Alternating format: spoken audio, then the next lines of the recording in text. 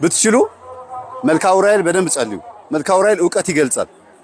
ትምህርት አልገባ ያለው ሰው ካለ ትምህርቱ እንዲገባ ያደርጋል። ጸሎታችሁ በተበተነ ልቦና የሚጸለይ ከሆነ ልቦናችሁ እንዲሰበሰብ ያደርጋል። የቅዱስ ዑራኤል ቃል ኪዳን ሰው በአስተሳሰቡ እንዳይስት ነው።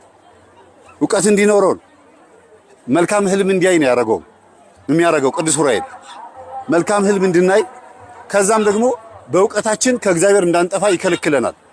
ቅዱስ ዑራኤል ይሄ ነው ቃል ኪዳኑ። የቅዱስ ሚካኤል ቃል ኪዳን ደግሞ ምንድነው? ባልና ሚስት በሚጣሉበት ሰዓት፣ ፍቅረኛሞች በሚለያዩበት ሰዓት ያስታርቃል፣ ሰላም ያሰፍናል። ውስጣችሁ ሲጨነቅ ውጣ ጫት ቃም፣ ሲጋራ ጭስ እያለ ሲያስጨንቃችሁ ቅዱስ ሚካኤልን ስትጠሩት ያረጋጋል። ቅዱስ ሚካኤል ስራው ምንድነው? ሁልጊዜ ማረጋጋት ነው። ከተማ ሲረበሽ፣ ጦርነት ሲኖር ከተማውን ሰላም የሚሰጥ ማን ነው? ቅዱስ ሚካኤል ነው። ሁልጊዜ ቅዱስ ሚካኤል የሰላም መልአክ ነው። ሁሉም ሰላማዊ ናቸው፣ ግን የተለየ ስልጣን አላቸው። ገዳም ያሉ አባቶች የዝሙት ስሜት ሲመጣባቸው፣ ሴት ሲያምራቸው፣ ሴቶች ደግሞ ወንድ ሲያምራቸው ቅዱስ ሚካኤልን ሲጠሩት ሰውነታቸው ብርድ ይላል።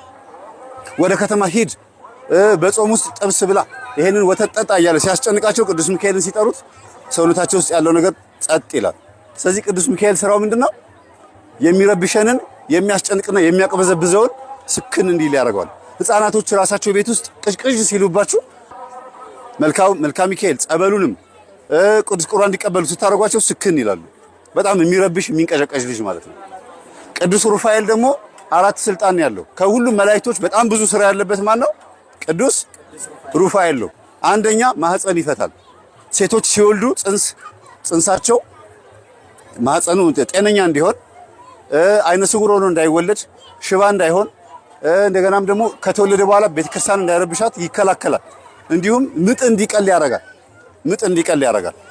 ሌላ ሁለተኛው ገንዘብ ልጆች እንዲጠበቁ ያደርጋል። ልጆች ራሱ ንብረት ናቸው አይደል?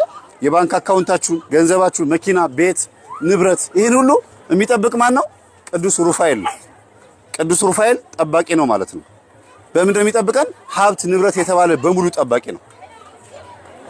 ደሞዝ ተቀብሎ ደሞዙ ወር እንዲደርስ የሚፈልግ ሰው ካለ አስራት በኩራት ያውጣ፣ ቅዱስ ሩፋኤልን ይለምነው። ከዛ ቅዱስ ሩፋኤል ያብቃቃዋል። ራሱ በ10 ብር 1 ወር መኖር ይቻላል እንደማለት ማለት ነው። ምክንያቱም የቅዱስ ሩፋኤል በረከት ቤት ውስጥ ይበዛል ማለት ነው። ሌላው የቅዱስ ሩፋኤል ስራ በሽተኞችን መፈወስ ነው። ቁስል ላይ ተሹሟል። ቁስል ማንኛውም ሰውነታችን ስጋችን ላይ ቁስል ሲወጣ አጋንንት በውስጣችን አድሮ ጨጓራ በሽተኛ ሲያደርገን፣ የአእምሮ በሽታ ሲኖርብን ይሄን ሁሉ የሚያድን ማን ነው? ቅዱስ ሩፋኤል ነው። እንደገና ደግሞ ሰዳዲ አጋንንት ነው። አጋንንት